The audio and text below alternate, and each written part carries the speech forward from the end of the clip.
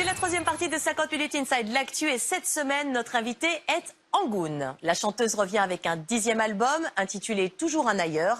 Et pour 50 minutes Inside, la belle indonésienne a accepté de revenir sur son incroyable parcours, celui d'une enfant star dans son pays qui à 20 ans a tout quitté pour conquérir la France. Angoune nous a reçus chez elle, à Montmartre. Elle se livre et nous raconte 5 jours qui ont marqué sa vie. Un portrait signé Olivia Fabrès et Céline Jallet. Montmartre, mercredi soir.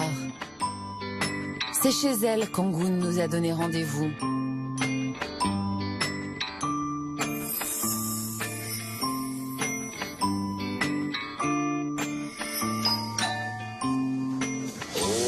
Ça va? On peut être un livreur, hein, à cette heure-là. Ça va. Merci, Entre merci donc. de l'invitation. C'est joli chez vous, dites-moi. C'est Écoute, cosy. c'est cosy. C'est cosy, c'est comme vous. Ah, c'est à votre image, ma chère Angoune. La chanteuse vient de sortir son 10e album studio, Toujours un ailleurs. Un album qui fait voyager à l'image de son duo avec Florent Pagny, dont le clip a été tourné il y a quelques semaines, à Cuba.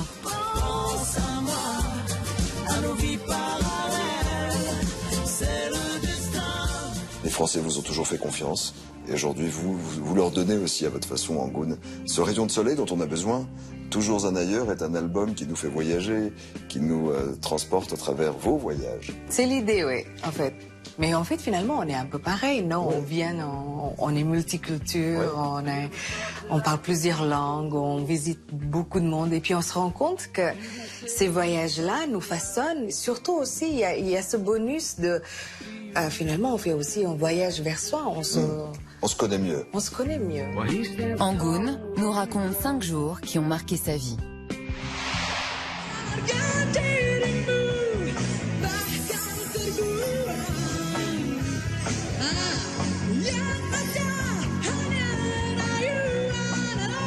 Sur ces images tournées en 1988 en Indonésie, Angoune Cipta-Sasmi a seulement 14 ans.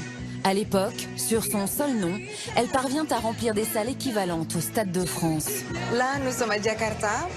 Dans le stade de Jakarta, il y avait 80 000 personnes. La jeune chanteuse, originaire de Java, est issue d'un milieu aisé et intellectuel. Depuis ses 12 ans, c'est une star du rock'n'roll. À l'époque, donc, j'étais chanteuse de rock. Et là, je suis... J'avais une particularité, c'est que je mettais tout le temps un béret. C'était votre signe de fabrique, votre marque de fabrique à C'est ça. l'époque. Je ne savais pas que les Français étaient... Mettez des bérets. Mettaient des bérets. Mais... Vous vous êtes retrouvé sur une scène et avec un micro très vite à l'âge de 12 ans. Dans quelles circonstances? D'une manière très très naturelle, parce que j'ai toujours adoré chanter. Mais en Indonésie, quand un bébé est né, ils apprennent... Tout le monde chante. Oui, c'est ça. Tout le monde n'est pas chante. star. C'est vrai. Mais le star system là-bas est tellement différent qu'ici. Hein. Les enfants sont très protégés. Et chanter, c'est pas quelque chose d'extraordinaire. En 7 ans, Angoune sort 4 albums, tous numéro 1 en Asie du Sud-Est. L'adolescente a déjà une vie d'adulte, une vie d'artiste, rythmée par de fréquentes prestations à la télévision.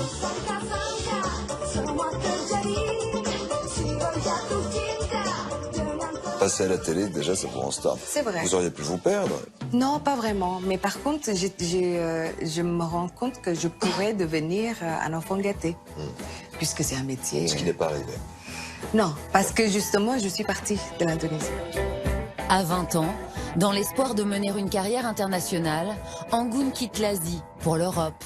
Et c'est en France qu'elle va rencontrer le succès. Elle s'appelle Angoune. Angoune!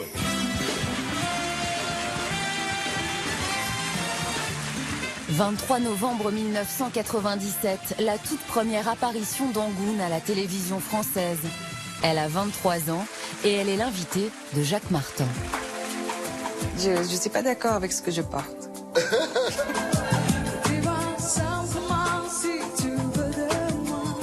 Star en Indonésie, mais encore inconnue en France. Quelques mois plus tôt, à son arrivée à Paris, la jeune femme a fait une rencontre décisive.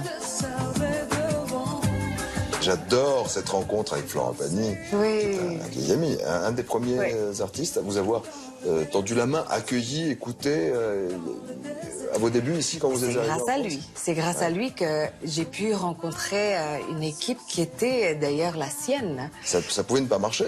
C'est vrai, c'était vraiment un pari. Mais après, c'est le Français qui disait qu'il ne tente rien à rien, non? Ouais. En fait, vous êtes très française, en vrai. Finalement, oui. Vous n'êtes pas indonésienne. Il ne faut pas dire ça aux Indonésiens.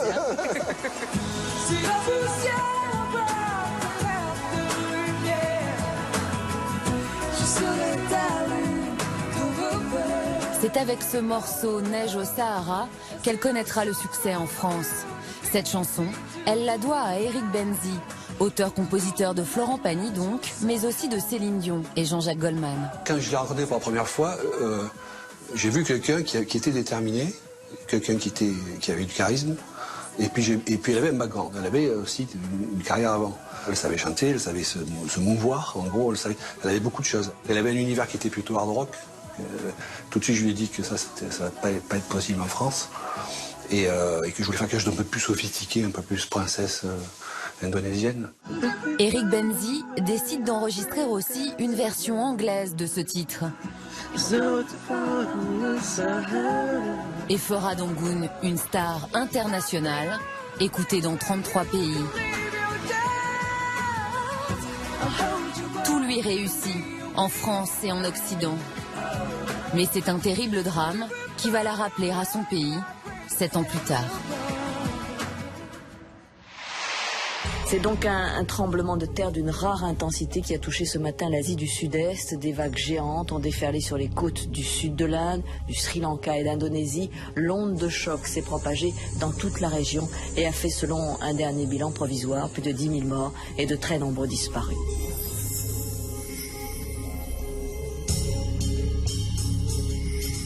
« 26 décembre 2004, le sud-est de l'Asie est dévasté par un tsunami. Un gigantesque raz-de-marée, des vagues allant jusqu'à 30 mètres de haut. Les dégâts matériels et les pertes humaines sont considérables. En Indonésie, d'où est originaire Angoun, près de 170 000 morts. Une semaine après la catastrophe, Angoun se rend avec une équipe de télévision sur son île natale, Java. Je me sens un petit peu angoissée. J'ai hâte vraiment de voir sur place. Et surtout de savoir ce que je peux apporter. Bouleversée, elle y découvre l'ampleur des dégâts. C'est étrange pour moi de parler de ça encore parce que c'est comme si c'était hier. J'ai voulu aller rapidement pour voir parce que ça me paraissait irréel ce que j'ai pu voir à la télé. À la télé. Vous étiez ici?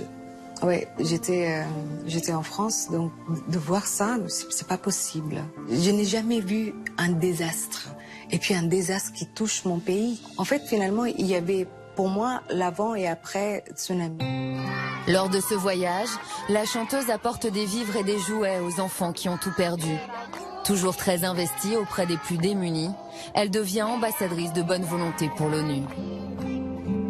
Si Angoun est très attachée à sa terre natale, c'est en France qu'elle poursuit sa carrière. Et comme une reconnaissance, un monstre sacré du rock'n'roll va bientôt la choisir pour assurer la première partie de sa tournée.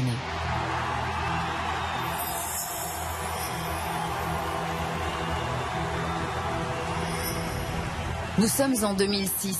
Impressionnant, charismatique, Johnny Hallyday entre en scène. Pour me donner l'obscurité, puis la lumière. Pour me donner la faim, la soif, puis un festin. C'était super. Et Johnny... Machine. C'est le Flashback Tour. 114 concerts à guichet fermé. Une tournée dans toute la France. Et pour le précéder sur scène, c'est Angoun qui a été choisi. Il est très très élégant comme homme. En fait, déjà il mange au catering avec tout le monde. Donc ça, déjà, ça m'a étonné. C'est pas un mythe, c'est vrai. Et puis donc, lorsque je suis arrivée, il se lève pour m'embrasser. Vraiment, je trouve ça super classe. Et puis tous les soirs, on a pu le voir sur scène et c'est incroyable quand même. Pendant presque un an, elle doit donc se préparer chaque jour à chanter devant un public qui n'est pas là pour elle. J'en connais des artistes qui ont chanté, qui ont fait des premières parties de Johnny, et tous, un, ont peur, deux, lorsqu'ils ressortent, ils disent « Ouf, je me suis pas fait trop siffler ». Mais finalement, le public de Johnny, c'est vrai, il n'y a pas que des motards. Donc il y a aussi les enfants des motards. Et leurs femmes aussi. Et leurs femmes. La Et tante, ils aiment la tout, musique. il y a tout, ils viennent en famille. C'est ça. Et nous aussi, on est dans la Oui. même arène. Ouais. C'était une super expérience. C'était un super cadeau. Angoun se fait une place aux côtés des plus grands. Son expérience de la scène, sa popularité lui permettront d'enfiler un autre costume 9 ans plus tard, celui de juré dans l'une des émissions les plus regardées au monde. «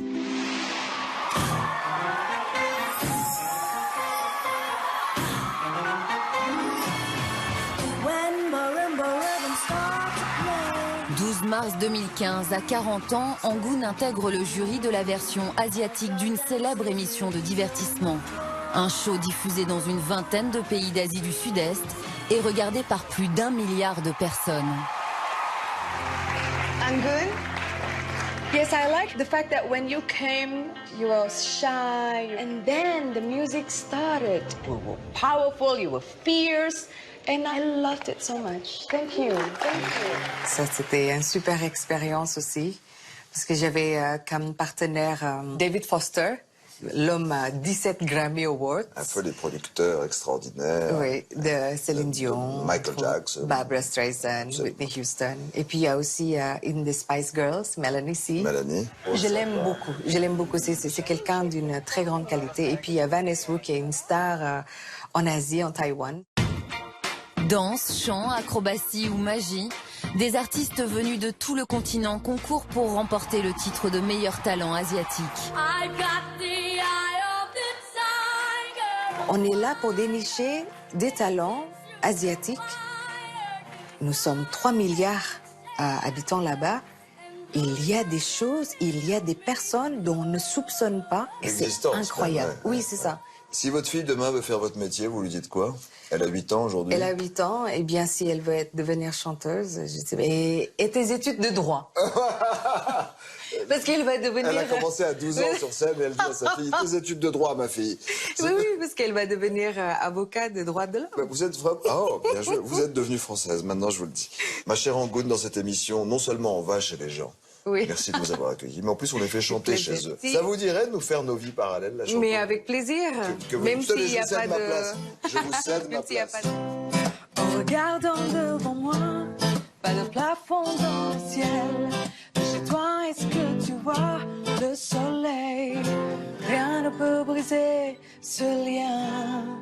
C'est le destin.